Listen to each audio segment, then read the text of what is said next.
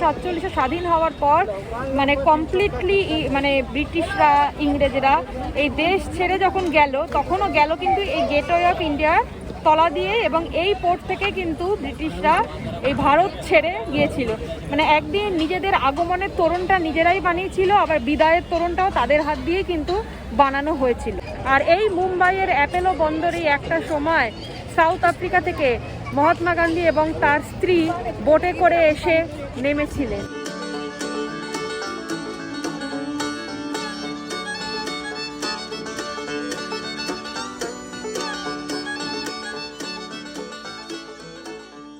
মুম্বাই কোটি কোটি মানুষের বসবাস, 2 কোটিরও বেশি মানুষ এখানে থাকে। আর মধ্যবিত্ত মানুষের স্বপ্ননগরী এই মুম্বাই। এই মুম্বাইতে একদিনে যেমন ভিখারি হয়ে যেতে পারে কোটিপতি, আবার কোটিপতি হয়ে যেতে পারে ভিখারি। সেন্সেক্স উঠছে নামছে। আর একদিকে আমার গেটওয়ে অফ ইন্ডিয়া, আর একদিকে হচ্ছে মুম্বাইয়ের তাজ হোটেল।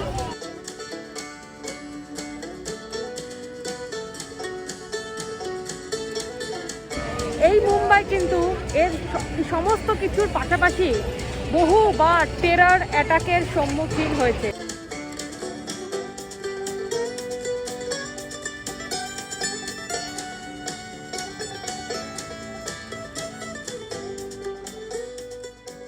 আর এই অ্যাপেলো বন্দর থেকেই কিন্তু আজ সকালে আমি গেছি এলিফ্যান্টা কেভ দেখতে।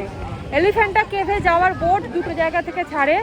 এটা হচ্ছে মুম্বাই গেটওয়ে অফ ইন্ডিয়ার অ্যাপেলো থেকে ছাড়ছে হচ্ছে একটা বোট, যেটাতে 260 করে পড়ছে। আর আরেকটা বোট ছাড়ে নাবি মুম্বাইয়ের বেলাপুর জেটি থেকে, তবে সেই বোটের কিন্তু রেটটা অনেকটাই হাই।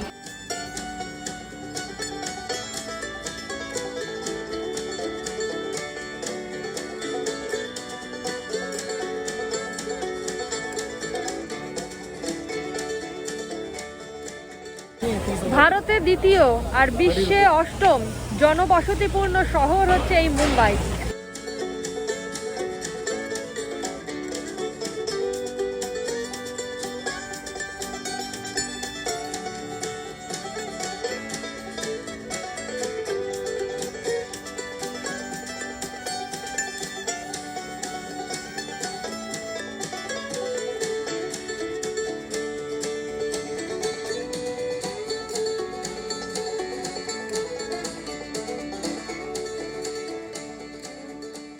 ছত্রপতি শিবাজি মহারাজের শহর এই মুম্বাইতে যদি গেটওয়ে অফ ইন্ডিয়া দেখতে হয় তাহলে কিভাবে আসবেন? আমি যে হোটেলে রয়েছি সেখান থেকে তো হাঁটা পথ 1.5 কিলোমিটার রাস্তা। আর যদি সিএসএমটি থেকে আসতে হয়, সিএসএমটি থেকে 116 নম্বর বাস আসে।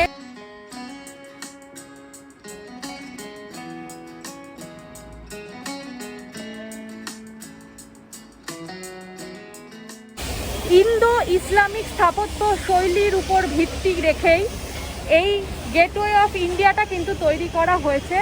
ব্যাসাল্ট শিলা দিয়েই কিন্তু এটা তৈরি হয়েছে, এবং এর উচ্চতা হচ্ছে 85 ফুট। আর এই গেটওয়ে অফ ইন্ডিয়ার বানানোর পিছনে যে আর্কিটেক্ট ছিলেন তার নাম হচ্ছে জর্জ উইটেট।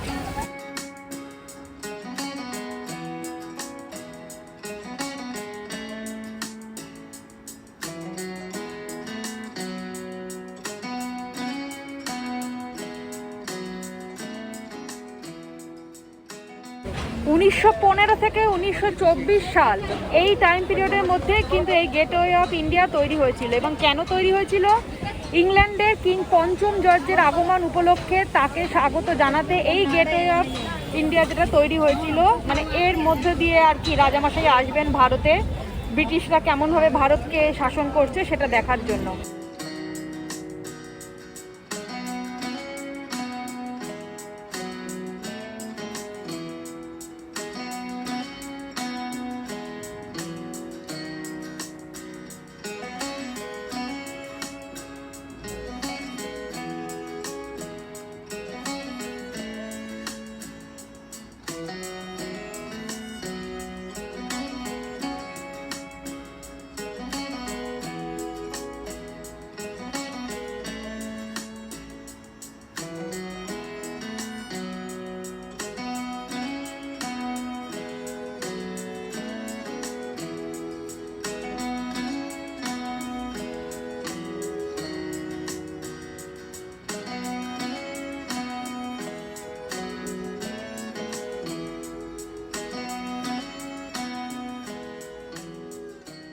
এলিফ্যান্টে যাওয়ার জন্য ফার্স্ট বোট যেমন 9টা 9:30 এরকম টাইমে ছাড়ে, ঠিক সেরকম লাস্ট বোট কিন্তু 3টে 3:30টার পর আপনি আর পাবেন না। আর ঠিক সেরকম এলিফ্যান্টা থেকে যে বোট এই মুম্বাইতে আসছে, এলিফ্যান্টা থেকে প্রথম বোট যেটা মুম্বাই আসে সেটা হচ্ছে 12টায় আসে, আর যেটা লাস্ট বোট আসে মুম্বাই সেটা হচ্ছে 5টায়। আর এলিফ্যান্টটা কিন্তু সোমবারে বন্ধ।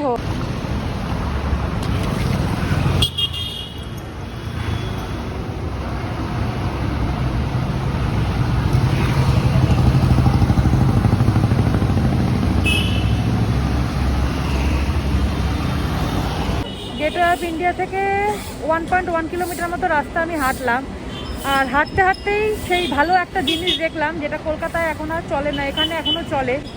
আর এখন এই যে জায়গাটায় এসছি এটা হচ্ছে জিমি বয়, এই যে জিমি বয় রেস্টুরেন্ট। জিমি বয়তে এলাম তার কারণ এই জিমি বয়টা আমার হোটেল থেকে খুব কাছে, যাওয়ার সময় এটা দেখেছিলাম। জিমি বয়তে বসে আছি, আর এই জিমি বয় রেস্টুরেন্টটা মানে সারাদিনের রেস্টুরেন্ট। সকালে ব্রেকফাস্ট, দুপুরের লাঞ্চ, রাতের ডিনার মানে সব কিছু পাওয়া যায়। সকাল 8টায় খোলে রেস্টুরেন্টটা, মোটামুটি রাত 10টা 10:30 অবধি রেস্টুরেন্টটা চলে।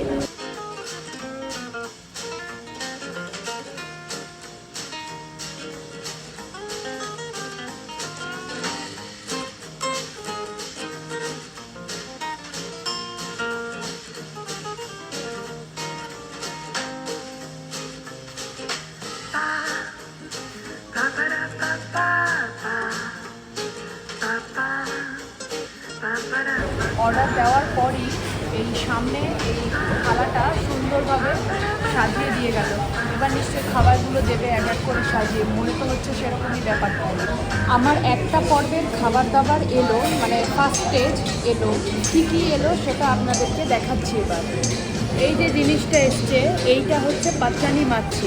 আমি বেটার হবে ক্যামেরাটা ঘুরিয়ে দেবে, কারণ এভাবে দেখাতে গেলে ভিউটা ভালো রকম পাওয়া যাবে না। এইটা এসছে পাত্রানি মাছি, আর এইটা হচ্ছে ওই আমরা যেরকম বাড়িতে সাবুদানার পাপড় খাই ওরকম টাইপের একটা সাবু ওয়েফার বলছে এটা।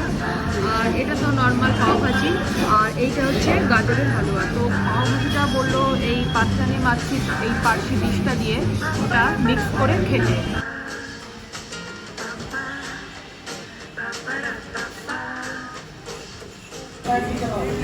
আচ্ছা, এই আইটেমটা সেকেন্ড আইটেম এলো, মানে সেকেন্ড স্টেজ অফ আইটেম। এটা হচ্ছে কি সালি মুরগি বলে একটা আইটেম। আর ইন দ্য মিন টাইম আমার এই পাত্রানি মাছিটা খাওয়া হয়েছে।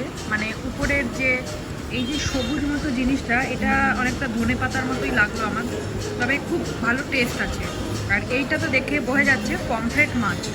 যে আমরা যেরকম ভেটকি মাছের পাতুরি খাই সেই রকম হচ্ছে এতে মানে আমাদের এই পাতুরির পার্সিয়ান ভার্সন হচ্ছে পাত্রানি মাছি। তো উপরের যে ধনে পাতার যে সবুজ কাই মতো ছিল সেটা যথেষ্ট টেস্টি, একেবারেই ঝাল নয়। আমাদের ওদিকে অনেক সময় সর্ষে বাটা যেটা দেওয়া হয় তার মধ্যে ঝাল মেশানো হয়, বাট এদেরটা একদম ঝাল নয়। আমার দারুণ লাগলো, কারণ আমি ঝাল একদম খেতে পারি না। আর এই ধনেপাতা এটা খাওয়ার পর ভেতরে যেটা বেরোলো সেটা তো আপনাদের দেখালাম। মাছের পিসটা যথেষ্ট বড়, এবং এটা হচ্ছে পমফ্রেট মাছ। পোলাও এসে গেছে, মানে এটা থার্ড স্টেজ খাবারে। পোলাও দিয়েছে আর এদিকে ডাল দিয়েছে। পোলাওটা আমাকে সার্ভ করেই দিয়ে গেছে, কিছুটা পোলাও আমার থালায় নিয়ে নিয়েছি। পাওভাজিটা আর খেলাম না, কারণ বাকি খাবার মনে হচ্ছে আর খেতে পারবো না এত যদি আমি খাই। একা মানুষের পক্ষে এত বড় থালি কভার করা কিন্তু খুব মুশকিল। মানে এখন মনে হচ্ছে পোলাওটা যদি একটু প্যাকেট করে নিয়ে যাওয়া যেত ভালো হতো। দেখি কিছুটা খাই, ওদেরকে জিজ্ঞেস করেছি, ওদের প্যাকেট করে দিয়ে দেওয়ার ব্যবস্থাও আছে। সব কিছু তো খেয়ে উঠতে পারবো বলে আমার বোধ হচ্ছে না। আর পোলাওটা হচ্ছে মাটন পোলাও, এটা ডালের সাথে এখানে সার্ভ করে। এটা মানে পার্সিয়ান স্টাইলটাই হচ্ছে এইটা। আমরা যেরকম মাটন বিরিয়ানি খাই এখানে কিন্তু সেরকম নয়, টেস্টটা টোটালি ডিফারেন্ট। আর এটা ডালের সাথে মিক্স করে খেতেই বেশ ভালো লাগছে। আর মাটনের যে পিসগুলো রয়েছে সেগুলো কিন্তু একদম সফট, কোনো রকম ছিবড়া হচ্ছে না। এদের যেরকম দেখুন এই হচ্ছে এক একটা মাটনের পিস, এবং পুরো পোলাওটার মধ্যে সেই জিনিসটা কিন্তু মিক্স করা রয়েছে। আমার দোকানে মাটন একটা এত বড় পিস দিয়ে দেয়, মানে সেটা অনেক সময় ছেড়াই যায় না, পুরো ছিবড়ে ছিবড়ে হয়ে যায়। কিন্তু এদের মাটন পোলাওটা সম্পূর্ণ অন্যরকম, এবং আমার ধারণা বানানোর প্রসিডিওর বা রেসিপিও আলাদা। আর উপরে সামান্য ধনে পাতা দিয়ে এই জিনিসটা কিন্তু সার্ভ করা হয়েছে। জিমি বয় থেকে খেয়ে বেরোলাম, পার্সিয়ান ননভেজ থালিটা খেলাম, আপনাদেরকে দেখালাম খাবারে কি কি ছিল। এবং খাবারের রিভিউ যদি এক কথায় বলতে হয় মানে যথেষ্ট ভালো। মানে এরা যে খাবারটা বানায় এতটুকুও ভেজাল মেশায় না, মানে প্রত্যেকটা খাবারের টেস্ট ভালো, কোনো খাবারই ঝাল নয়, আবার খুব মিষ্টিও নয়, যথেষ্ট স্ট্যান্ডার্ড খাবারের। আর এর সাথে এই পার্সিয়ান থালিতে আবার চাপাটিও আছে 3টে, তো ওদের চাপাটিটা আজকে হবে না। আমি বললাম আমার চাপাটি লাগবে না, এই খেয়েই আমার মনে হচ্ছে মানে গলা গলা, পারলে নাক নাক, এরকম সব অবস্থা। আর লাস্ট পাতে আর একটা যেটা ছিল, একটা কাস্টার্ড ছিল, তো কাস্টার্ডটা তো মানে একদম দুধ দিয়েই তৈরি হয়, তো আমি বললাম না আমার দুধে একটু অসুবিধা হয়, আমার দুধটা ঠিক ডাইজেস্ট হয় না, মানে বলতে পারেন অ্যালার্জিক, তো দুধের জিনিস আমি অ্যাভয়েড করি। তো তখন ওরা বললো তাহলে কুলফি আছে, কুলফি দেয় না, সেও তো দুধ দিয়ে মানে একদম পিওর মিল্ক দিয়ে ওদের তৈরি হয়। তা তখন যেহেতু আমি এগুলো খেতে পারবো না, বা আমার বাড়িতে বা এখানে হোটেলে আমি কারোর জন্য নিয়ে গেলাম সে খাবে এরকম ব্যবস্থাপনা নেই বলে ওরা এতটাই ভদ্র, আমাকে কমপ্লিমেন্টারি ওগুলো পারলাম না বলে আমাকে একটা চকলেট পেস্ট্রি দিয়ে দিলাম। আমাদের কলকাতার রেস্টুরেন্ট যদি হতো এরকম আপনি খেতে পাচ্ছেন না, তা কি আর করা যাবে, আপনি খেতে পাচ্ছেন না মানে আর কিছু করার নেই, কিন্তু যেহেতু আমি খেতে পারবো না বললাম, মানে ওরা কিন্তু ওদের সাধ্যমতো আর একটা অল্টারনেট যেটা আমি খেতে পারবো এরকম একটা আমাকে ব্যবস্থা করে দিল। তো এই বিহেভিয়ারটা ওদের আমার খুবই ভালো লাগলো।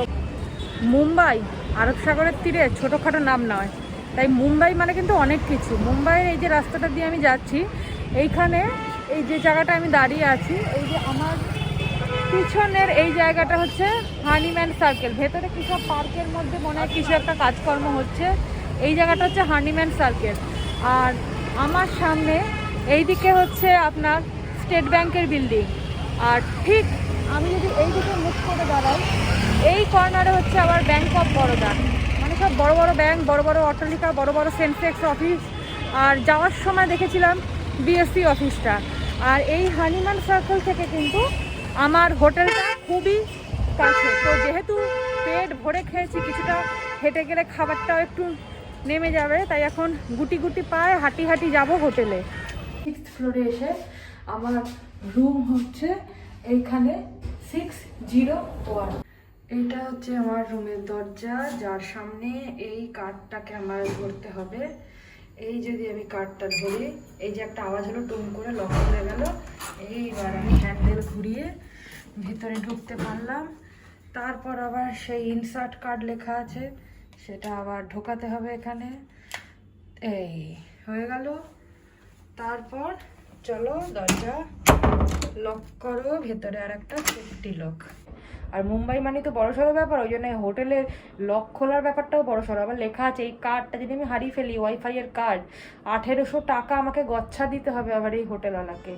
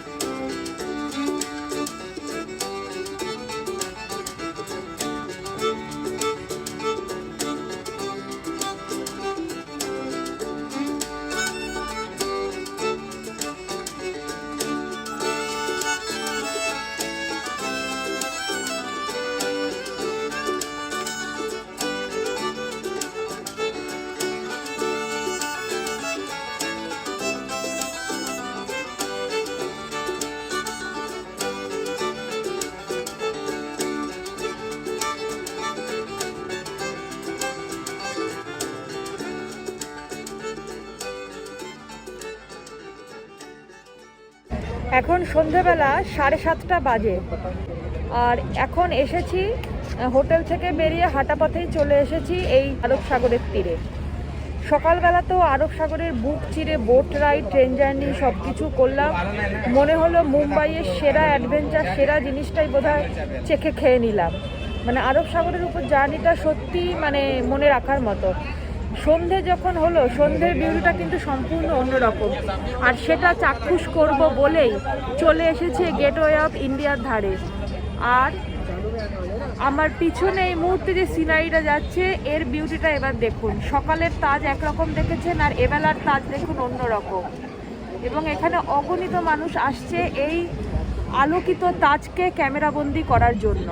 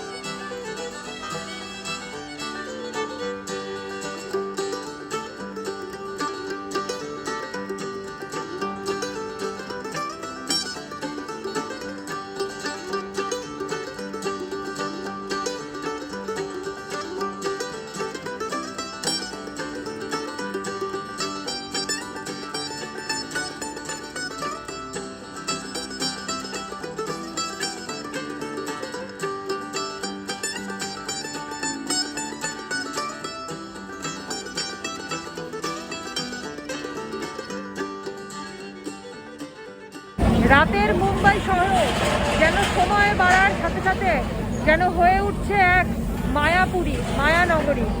তা আজকের মায়ানগরীর এই ভ্রমণের ভিডিও আপনাদের কেমন লাগলো অবশ্যই শেষ পর্যন্ত দেখে ভালো লাগে লাইক, শেয়ার, কমেন্ট, সাবস্ক্রাইব অবশ্যই করবেন। আর সাবস্ক্রাইব করে বেল বাটনটা প্রেস করে দেবেন যাতে আমি ভিডিও দিলেই সবার আগে নোটিফিকেশান আপনার কাছে পৌঁছে যায়। কারণ আপনারা ভিডিও না দেখলে আমার এই ঘোরা বেড়ানো সম্পূর্ণটাই টোটাল জিরো হয়ে যাবে। আর আজকের এই মুম্বাই শহরের লাস্ট ইম্পর্টেন্ট তথ্য, আমার ভিডিও মানে তো অবশ্যই তথ্য সম্বলিত ভিডিও। এই যে মুম্বাই, এই মুম্বাই নামটা এলো কোথা থেকে, এর পিছনেও কিন্তু কারণ আছে। এই মুম্বাই মানে মহারাষ্ট্রের ল্যাঙ্গুয়েজ হচ্ছে মারাঠি। মারাঠি ভাষায় আই কথার অর্থ হচ্ছে মা। আর এখানকার স্থানীয় যে মৎস্যজীবী সম্প্রদায় রয়েছে তাদের আরাধ্য দেবী হচ্ছেন মা মুম্বা। এখানে মুম্বা দেবীর মন্দিরও রয়েছে, কিন্তু আপনারা এলে চাইলে সেটা কিন্তু দর্শন করতে পারেন। তবে আমি যাব না, কারণ আমার সময় হবে না। তো মুম্বা মাতা বা মুম্বা মা, সেখান থেকে মুম্বা আই, দুটোর সন্ধি যোগ করে হচ্ছে মুম্বাই। তো এইভাবেই হচ্ছে মুম্বাইয়ের নামকরণটা হয়েছিল বলে মনে করা হয়। আজকের মুম্বাই সফর আমি এখানেই শেষ করব। এখন রাত বাড়ছে, হোটেলে যাব, খাওয়া দাওয়া করব। আর খাওয়া দাওয়া তো জানেনই, জিমি বয়ের দুপুরের খাওয়া আমি সব গিলতে পারিনি, কিছুটা প্যাক করে নিয়ে গেছি, সেই বাকিটাই এখন রাতের আমার ডিনার হয়ে যাবে। আবার চলে যাব এখন হোটেলে, একটু রেস্ট নেব, আবার শুরু করব কাল সকাল থেকে উঠে আরও কিছু নতুন নতুন জায়গা ঘোরার গল্প। তো দেখতে থাকুন আমার channel travel diary and GRC. আর ব্যাক টু ব্যাক মুম্বাইয়ের আরও অনেক ভিডিও নিয়ে আসবো এর পরের পর্বে।